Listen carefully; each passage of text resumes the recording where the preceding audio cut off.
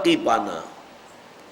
تو مفلحون جو لوگ کہ واقعتاً اپنی باطنی شخصیت، اپنی روحانی شخصیت کی ترقی اور اس کے میچور ہونے کا مقصد حاصل کر لیں گے، وہ وہی ہوں گے جو نفس کی، مال کی محبت سے بچا لیے جائیں. اب اس کے بعد فرمایا ان تقرضوا اللہ قرضا حسنا یضاعفہ لکم. میں نے عرض کیا تھا نا کہ یہ انفاق پر ان صورتوں میں بہت زور ہے. اگر تم اللہ کو قرض حسنہ دو گے تو اللہ تمہارے لیے دگنا چوگنا کرتا رہے گا. حالانکہ قرض حسنہ کسے کہتے ہیں دنیا میں؟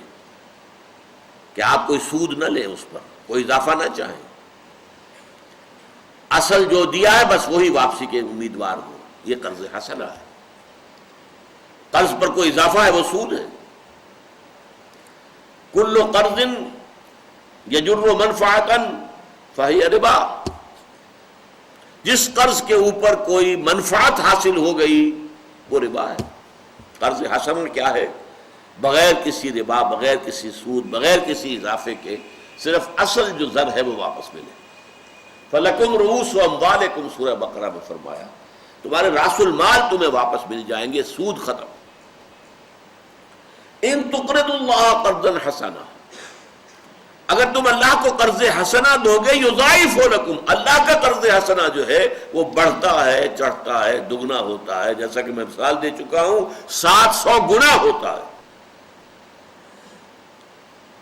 اب اس میں ذرا نوٹ کر لیجئے، اللہ کی رضا جوئی کے لیے مال خرچ کرنے کے لیے کئی اصطلاحات ہیں.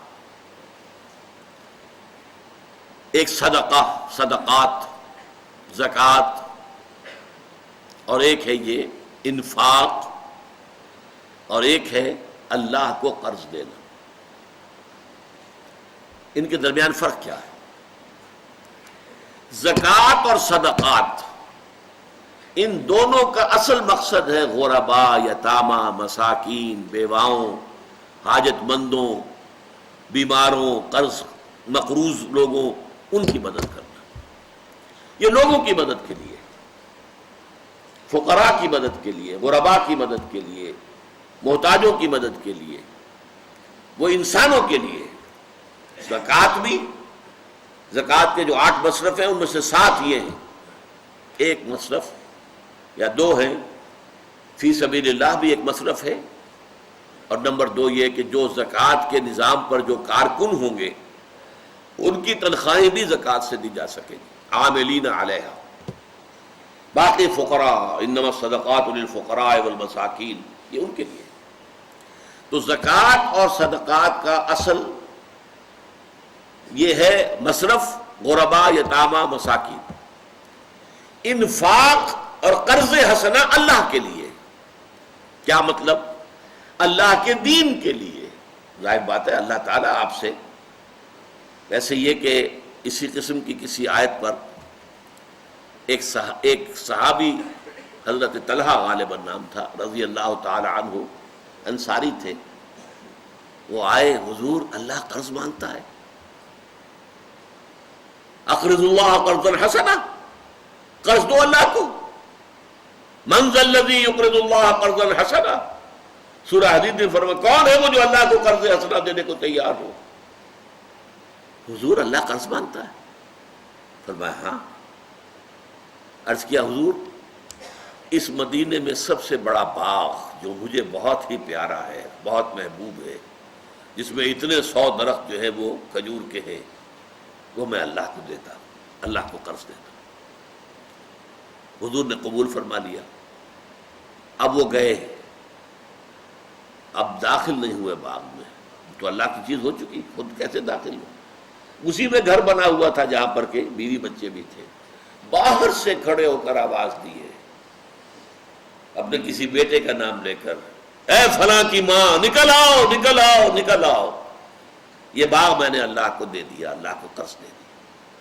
میں نے عرض کیا تھا نا کہ صحابہ کرام کا سننا اور پڑھنا قرآن کا وہ کسی اور انداز کا تھا. وہ سنتے ہی پڑھتے ہی اس پر عمل کی فکر کرتے تھے. یہی زمین و آسمان کا فرق ہے. ہمارا سننا پڑھنا ثواب کے لیے ہے، پڑھ لیا، سن لیا، ثواب ہو گیا، اللہ اللہ خیر سے۔ ان تقرض اللہ قرضا حسنا، اور یہ قرض حسنا کا لفظ بالکل واضح طور پہ سمجھ میں آتا ہے نا،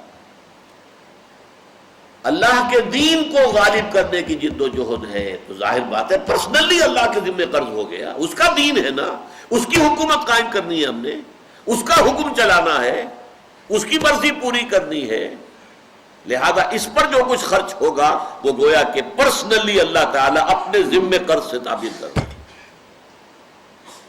ان تقرض اللہ قرضا حسنا یضاعف لکم، اللہ بڑھائے گا اسے، ویغفر لکم، وہ اصل مال تو بڑھے گا، بڑھتا رہے گا، مزید یہ کہ تمہاری خطائیں اس کے ذریعے سے بخش دی جائیں، بخش دے گا اللہ تعالیٰ، تمہارے گناہوں سے صرف نظر فرمائے گا، یغفر لکم، واللہ شکور حلیم، اللہ شکور بھی ہے، حلیم بھی ہے۔ اب یہ دو الفاظ کیوں جڑ کر آئے، غور کیجئے، شکور حلیم۔ اگر اللہ کو قرض دیتے ہو تو اللہ شکور ہے، وہ قدردان ہے، تمہاری قدر افزائی فرمائے گا، تمہارا اعزاز اور اکرام کرے گا، شکور ہے، وہ ناشکرا نہیں ہے، معاذ اللہ۔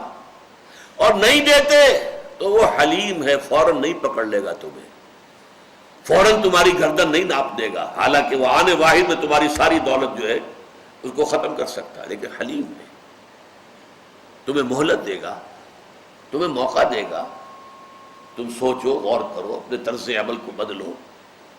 واللہ شکور حلیم، اللہ شکور ہے، حلیم ہے۔ یہ جو عام طور پر دو اللہ تعالیٰ کی صفات یا اللہ کے اسماء، صفات اور اسماء میں فرق کیا ہے؟ الف لام لگ جائے گا تو وہ اللہ کا نام بن جائے گا، الف لام کے بغیر نکرہ کی حالت میں آئے گا تو وہ صفت ہے۔ الحلیم اللہ کا نام ہو جائے گا، الشکور اللہ کا نام ہو جائے گا، حلیم شکور نکرہ ہے، یہ اللہ کی صفات ہے۔ عالم الغیب والشہادہ، وہ جاننے والا ہے کھلے کا بھی چھپے کا بھی، جو تمہاری نگاہوں سے پوشیدہ ہے اس کا بھی جاننے والا، اور جو تمہاری نگاہوں کے سامنے ہے اس کا بھی جاننے والا۔ یہ نوٹ کر لیجئے میں نے کیوں کہا تمہاری نگاہوں کے سامنے، یہ غیب کا لفظ جو آتا ہے یہ ہمارے اعتبار سے اللہ کے لیے کوئی شے غیب ہے ہی نہیں، اللہ کے تو آنے واحد میں ہر شے اس کے سامنے موجود ہے، غیب کا کیا تصور؟ یہ ریلیٹو ٹرم جو ہے غیب، یہ ہمارے اعتبار سے، فرشتہ ہمارے لیے غیب کی شے ہے، جنت ہمارے لیے غیب کی شے ہے، دوزخ ہمارے لیے غیب کی شے ہے، یہ غیب ہے۔ خود ذات باری تعالیٰ سب سے بڑا غیب ہے ہمارے لیے، یہ غیب ہے۔ اللہ کے سامنے ہر شے آنے واحد میں، ماضی حال اور مستقبل پورا کا پورا احاطہ کیے ہوئے اللہ کا علم جو ہے ہر آن مکمل ہے۔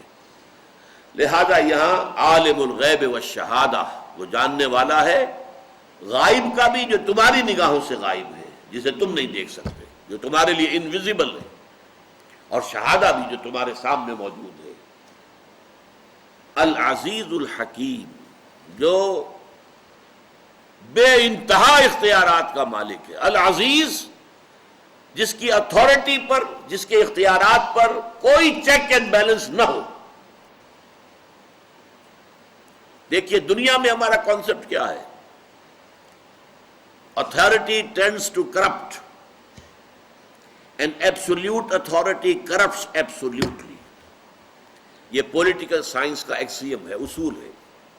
جہاں اختیارات کا ارتکاز ہو جائے گا کرپشن کا اندیشہ بڑھ جائے گا، لہذا کوئی چیک اینڈ بیلنس ہونے چاہیے۔ اور ایبسولوٹ اتھارٹی ایسا اختیار جس کے اوپر کوئی چیک اینڈ بیلنس ہو ہی نہ، کرپٹ ایبسولوٹ نہیں، وہ تو بالکل ہی کرپٹ ہو جائے گا۔ یہ ہے ہمارا دنیا کا اصول۔ اللہ ہے ایبسولوٹ اختیار رکھنے والا، ایبسولوٹ اتھارٹی، اس پر کسی کا چیک اینڈ بیلنس نہیں ہے، اسے کچھ کرنے کے لیے کسی سے منظوری نہیں لینی۔ قرآن مجید میں سورہ مومن میں ہے، وہ فرعون جو خدائی کا دعوے دار تھا، اس نے بھی حضرت موسیٰ علیہ السلام کو قتل کرنے کی تجویز پیش کی ہے، تو اپنے درباریوں سے اجازت چاہی، ضرورنی اقتل موسیٰ، اب تم مجھے اجازت